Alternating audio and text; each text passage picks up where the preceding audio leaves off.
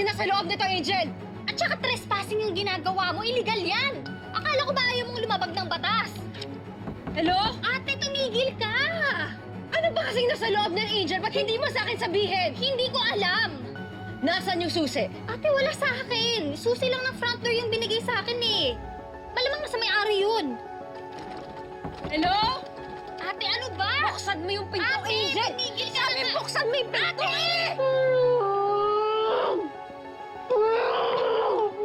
Ate, ano ba? Magpapasira ka. Mabuti sana kung ikaw yung mapapagalitan eh. Ano pa kasing nasa loob niyan? Bakit ba ayaw mo sa akin? Hindi ko alam. Baka mamaya may daga dyan sa loob na tabig. Hello? May tao ba dyan? Ate, tingin mo ba may tinatago akong tao sa loob? Sino? Sino ate, si Trixie? Tingin mo ba ako yung kumidnap kay Trixie? Ano ate? Sagutin mo ako! Tingin mo ba kinuha ko si Trixie? Ewan ko! Hindi ko alam! Okay? Alam mo, nilason na rin ni Kuya Mark yung utak mo eh. Lahat kayo! Lahat na lang kayo, tingin niyo sa akin, ganun ako! Angel, sa mga kinikilos mo, hindi mo ako masisisi. Magdududa talaga ako.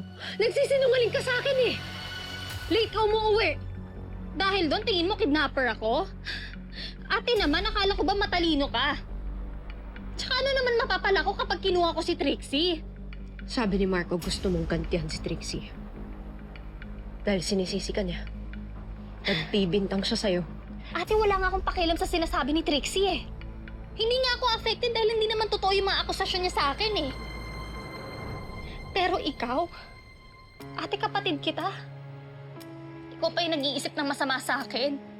Angel, tignan mo ako sa mata. Sabihin mo sa akin yung totoo. Ikaw ba kumuha kay Trixie?